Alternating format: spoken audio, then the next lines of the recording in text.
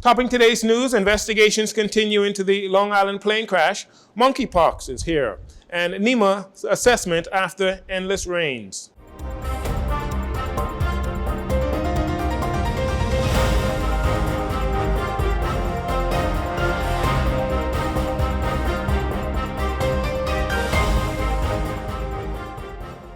Good evening, Bahamas. I'm Jarino Saunders. This is your Jcn News. Thanks for joining us. The government is looking to expedite the investigation process of the 7-seater plane that crashed in bushes 2 miles from Deadman's Key, Long Island Airport on Sunday. And this while aircraft investigation officials have sent an appeal to survivors to come forward to assist their investigations. Arkale Campbell has more in this report. A Piper Navajo 7-seater plane with U.S. registration went down in bushes 2 miles from the Deadman's Cay, Long Island Airport sometime around 9 a.m. on Sunday with 7 persons on board. That crash claimed the life of 22-year-old Alethea Newbold, a young mother of a 7-month-old, and left 6 survivors. 4 of them were airlifted here to New Providence for further medical assessment on Sunday afternoon. And as investigations into that fatal plane crash continue, the Aircraft Investigation Authority has sent an appeal to the 6 survivors to come forward to assist with their investigations. AAIA's chief investigator, Delvin Major, in giving an update, says they have reached out to the meteorology office to obtain a weather report, as well as counterparts in the United States to obtain information on the pilot's license, training, and maintenance records of the aircraft. Tourism, Investments, and Aviation Minister, Deputy Prime Minister Chester Cooper, also chiming in on the investigations with reporters this morning. While he says it's too soon to give an update, he says AAI officials were expected to hold several meetings today with the Director of Aviation and says the government will expedite the investigation process as best as possible. This process takes some time. It's a very extensive type of investigation that looks at weather conditions and maintenance records and the captain, the pilot in command, etc. So we ought to expect that this is going to take several weeks. I've heard of situations where these investigations have taken up to a year. We are going to expedite this process as best as possible, working along with our partners at Air Accident Investigation Authority. Working with the Civil Aviation Authority and the Director of Aviation is very engaged in this process, and we hope to be able to give some answers to the Bahamian people and the passengers real soon. In the meantime, I would want to send out thoughts and prayers and condolences to the family of Miss Newbold and best wishes to all of the other surviving passengers of this ill-fated flight. Those that survived the crash include pilot Brad McPhee, Leanca Rigby, Patsy Higgs, Rhiannon Thompson, Alicia Roll, and Nia Bethel Sears, daughter of Works and Utilities Minister Alfred Sears, and noted attorney Marion Bethel. Minister Sears gave this update on his daughter's condition. My daughter, she is in hospital, and she is recovering, has injuries, punctured lung, and some other injuries which are being treated. And we're just all so grateful to be able to hug her and just share experiences with her. I spoke with her this morning on my way here, and Marion and I spent several hours with her in the hospital yesterday.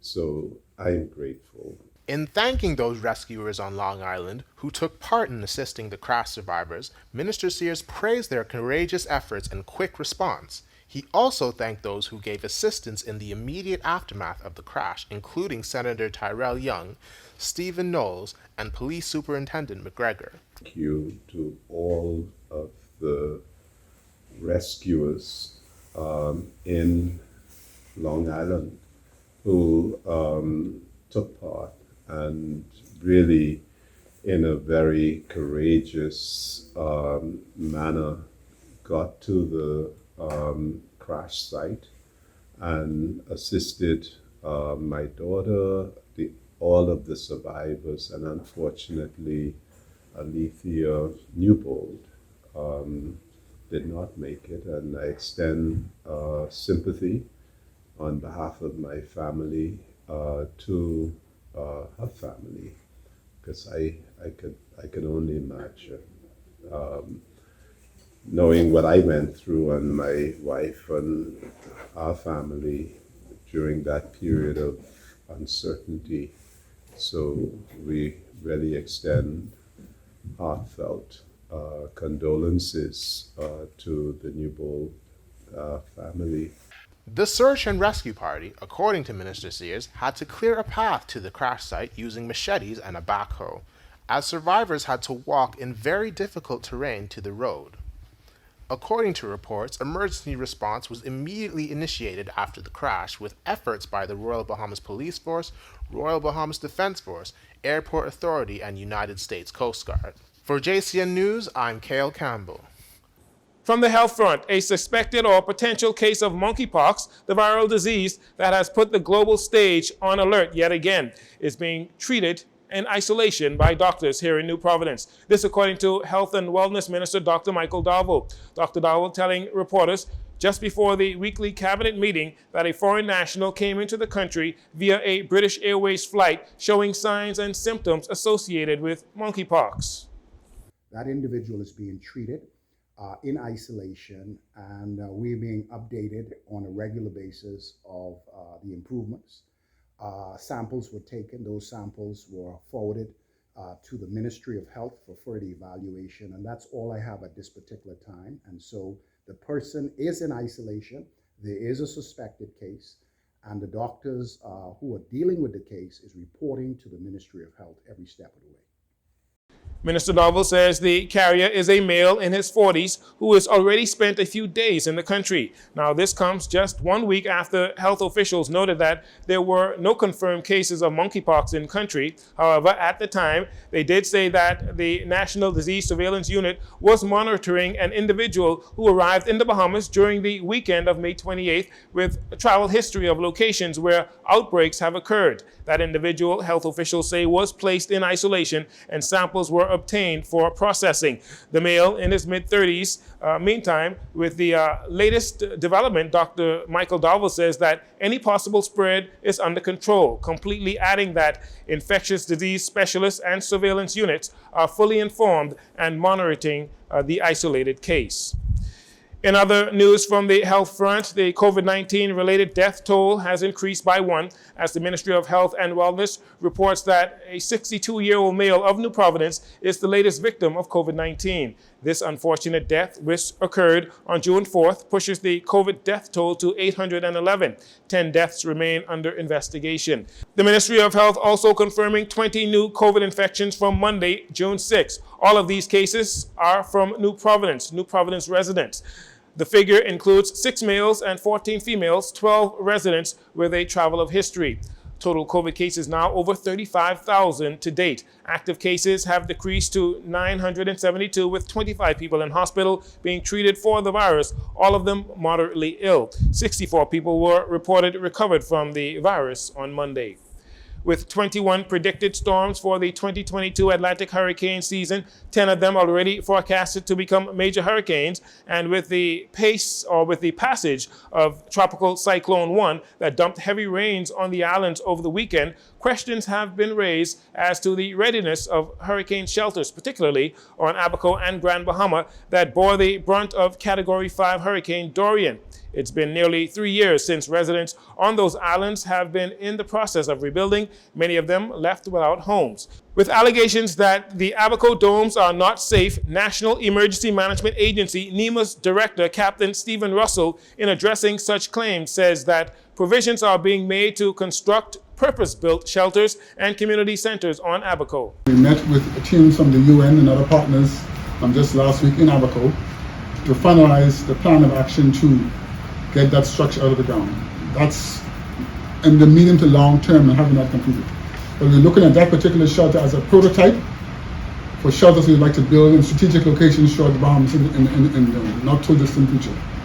As for Grand Bahama, Captain Russell says that talks are ongoing between linked groups and the Red Cross to construct similar constructions or similar structures on Grand Bahama. They propose, or they put forward a proposal to construct a shelter in Grand Bahama. The same plan that we're using for the Abaco shelter, I've shared that with them so they can look at it to see how they can modify it or if it suits their purpose. But we continue to liaison with the Bahamas Red Cross and the Links chapter to see how they can advance that structure for us.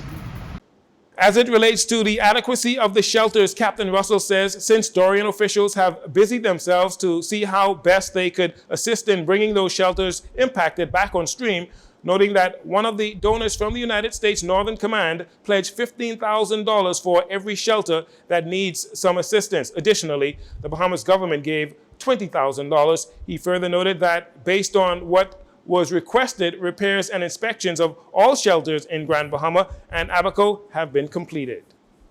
Based on what they requested, we prepared those shelters and they were all inspected and they were happy with it. So we had 11 shelters that were repaired in Grand Bahama and we had 2 shelters that were repaired in Abaco based on their request that came forward.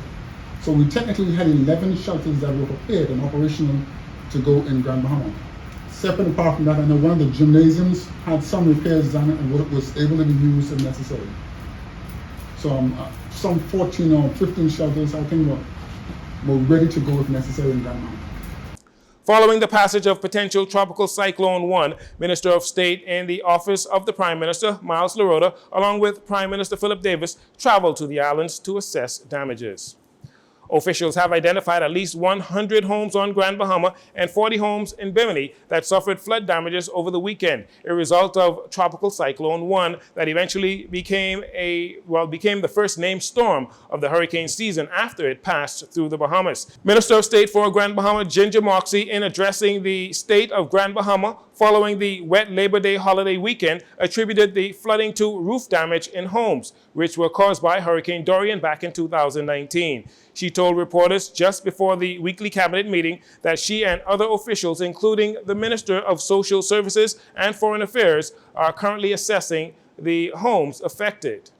Climate change is here.